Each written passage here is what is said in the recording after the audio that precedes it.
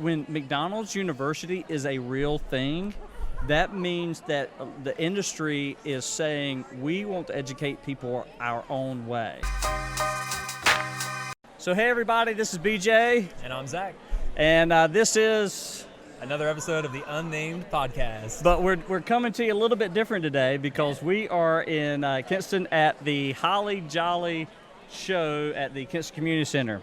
Yeah, kind of new, something different, a little fresh backdrop, a little audience. There's just one guy. Yeah. We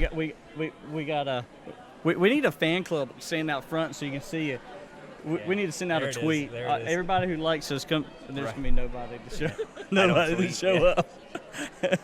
Yeah, where are those two guys that were gonna come stand here and make us look cool? So your dad said we got to keep this thing to 20 minutes. All right. So we've got a little red clock here, and it's counting down. So Rick Holcomb, this is for you. So what's going on this week? What's been happening in business? Been super slammed at work this week. Mm-hmm. A lot of work stuff going on, and then a lot of speaking with students, young people, manufacturing day type things like that. Hey, sure. That's what I really like. Right. Yeah, it starts. I do so much of it. I'm like, dang, I think I like that more than my day job. Yeah, if y'all hear that, we are definitely recording live. Did you got your blue ticket? I did. Don't put me on blast. I didn't pay to get in. 791. Oh, wait just a second. 791. All right, I hope that person wins $50. I hope that person The winner is Ann Hodges. Congratulations to Ann Hodges.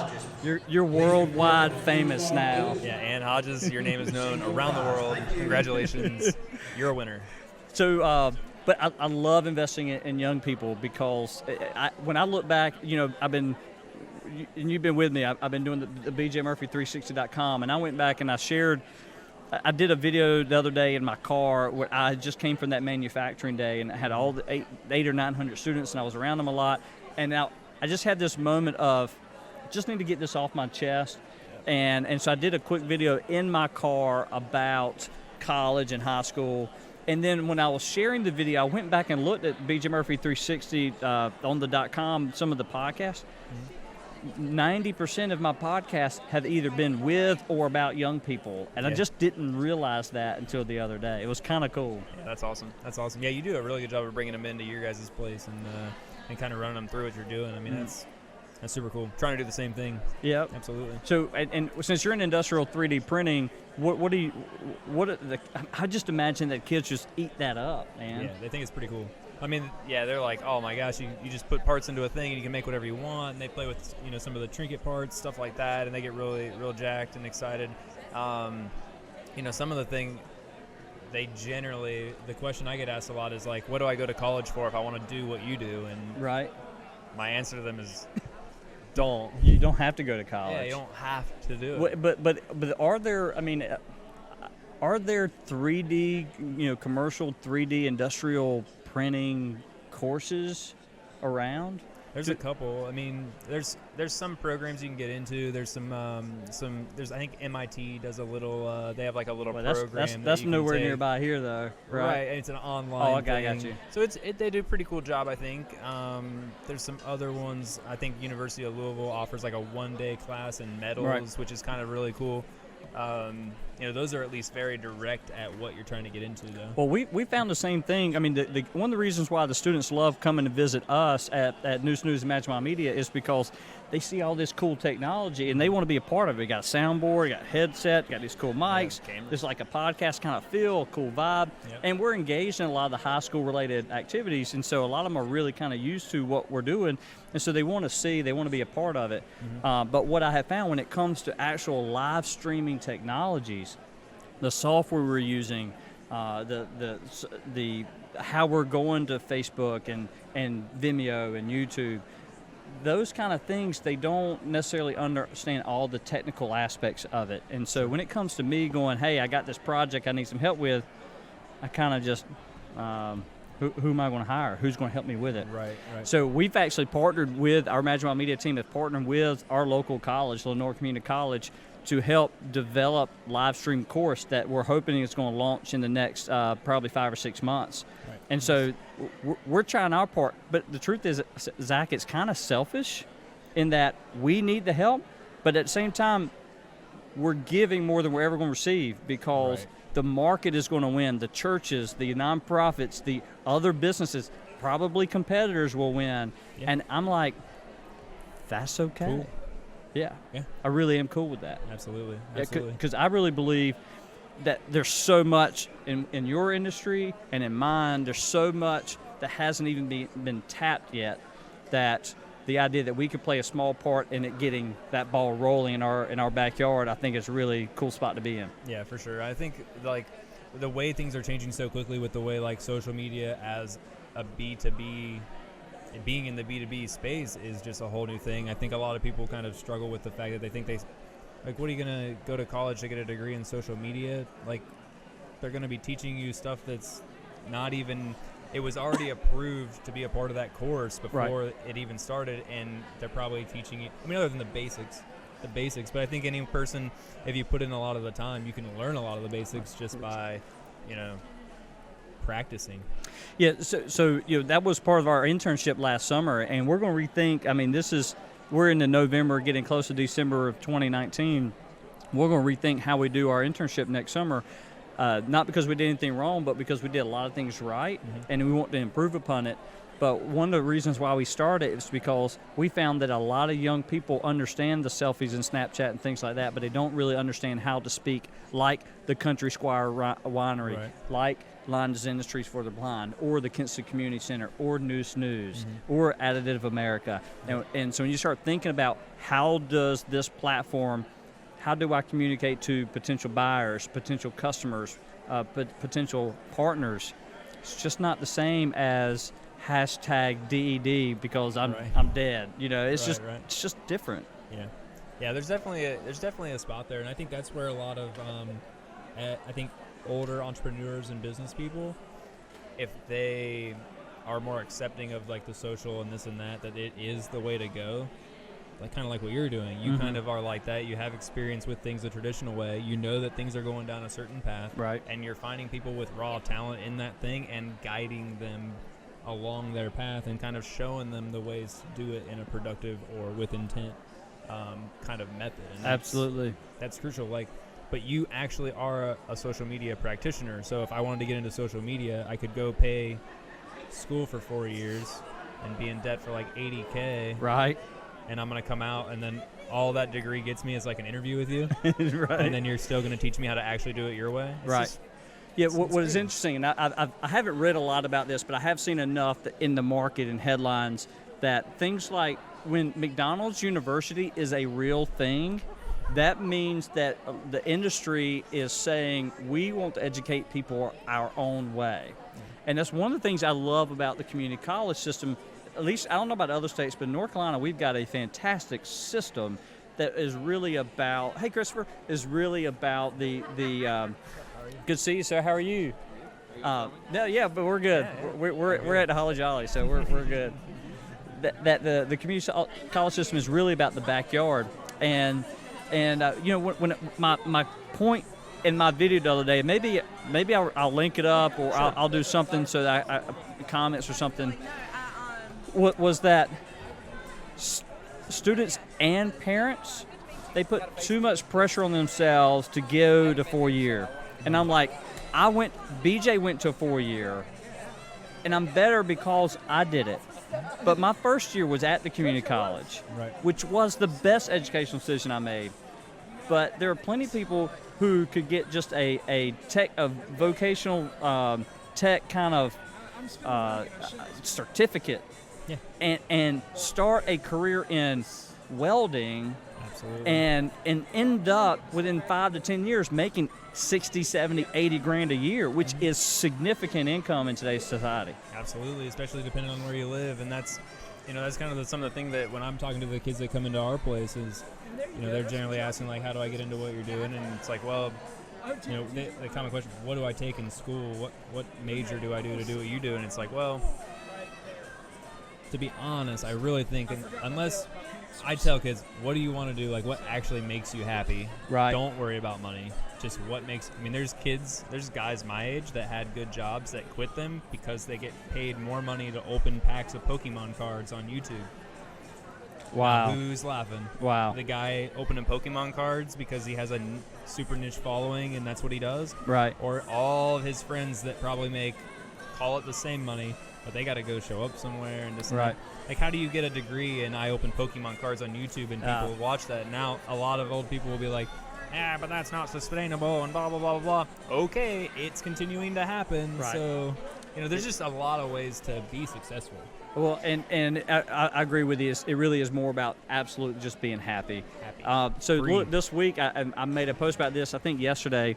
I made a post about that it was coming 3 or 4 days ago, and yesterday I saw it, and that is Instagram looks like they have phased out the vanity metrics on likes. In fact, all my phone's up there, so I can't see. But I was curious. I did a poll on my Instagram story to see, hey, do you like the idea of Instagram getting rid of the vanity metrics? And it really was tit for tat. It wasn't exactly. So right now, 42% like getting rid of it, 58% hate getting rid of it, and time will tell. I will tell you at a glance, I'm cool with it. Yeah. I like knowing. Hello, hey buddy. I like knowing, but it's not going to ruin my day, right? Well, you can still see yours, right? Right. You can. So Well, you can, but it's a little bit challenging. Gotcha.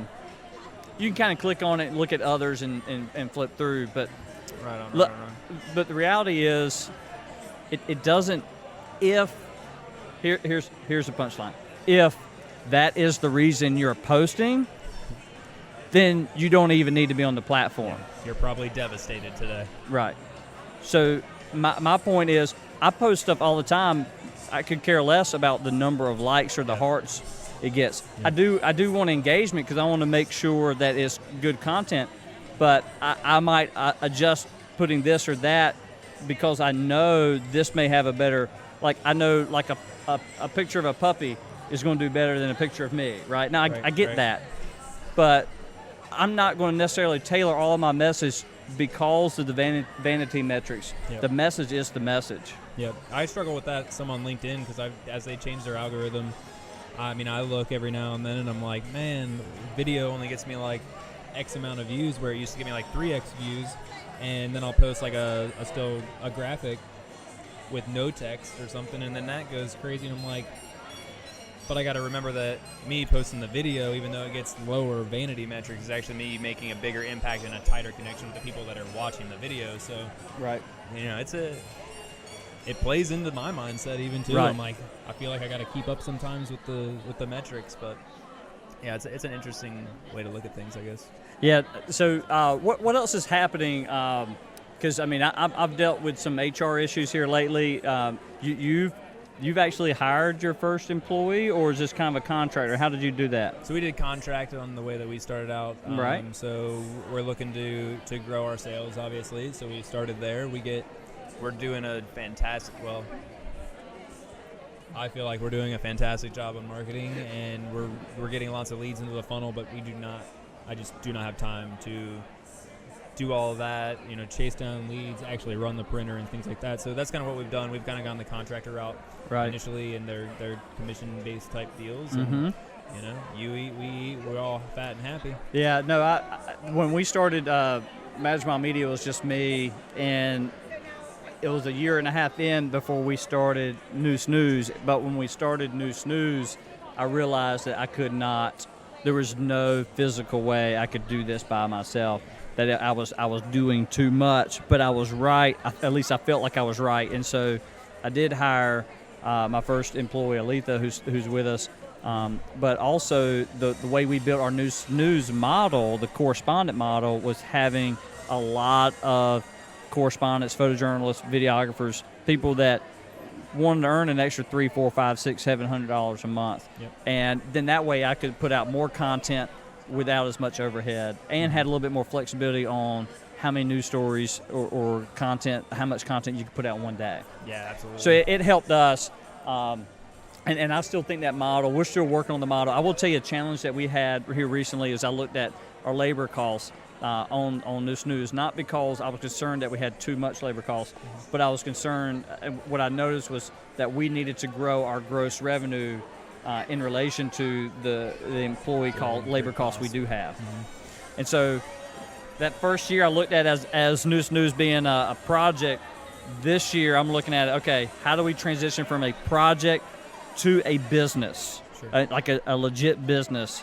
Not that I'm selling it, but in order for it to sustain, how do we do it? And that's what we're really focused on. So we've talked about going into 2020.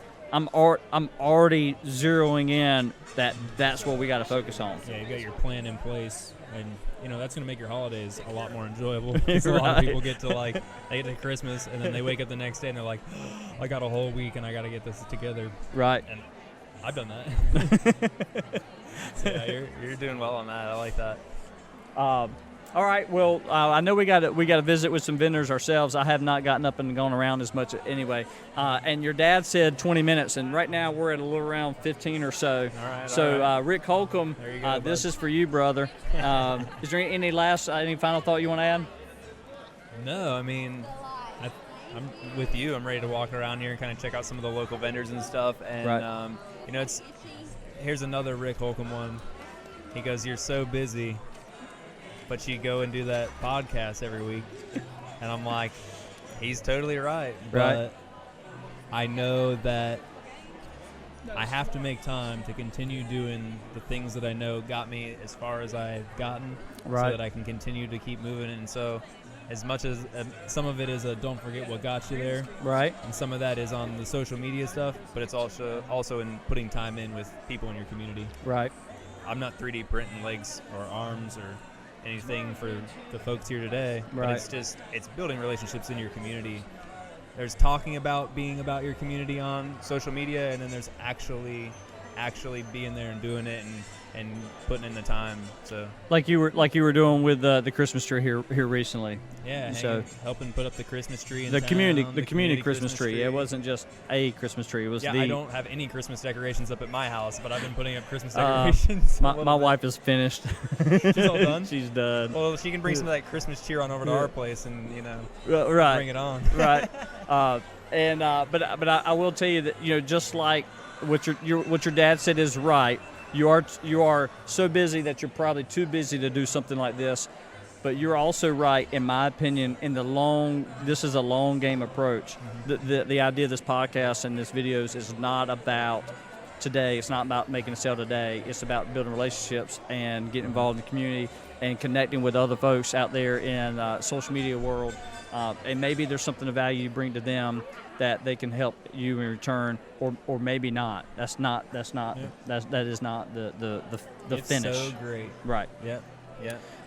And by the way, last thought is,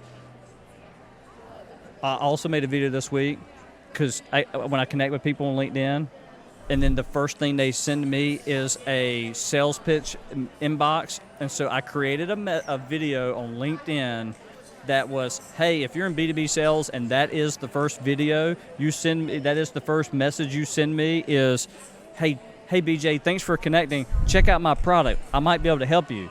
And I'm going, I actually made a video just for you that said, that's the wrong way to do it. How about you kiss me first before you do anything else, try to take me out on a date or something. Let's rethink our B2B strategy and go with, how can I help you? Zach, what can I do to help you? Yep. And I think people will be better salespeople because of that. So guess what I'm doing? Anytime from now on, someone sends me a message on LinkedIn that is the first message, my reply is going to be a link to my video. Right on. That's smart. I like it. What'll be cool is if you ever see someone send you the message, get the video back, and then take it to heart, reshare the video and say, this was really cool. Yeah. I was doing this and I didn't even realize what I was putting out was so not working. Right. Yeah, that could be cool. We'll see. That's a good thought. I hope that works out. All right. Again, this is Under 20 Minutes. I'm BJ. And I'm Zach Holcomb. And this was another edition of The Unnamed Podcast. All right. Y'all take care, man. Love it.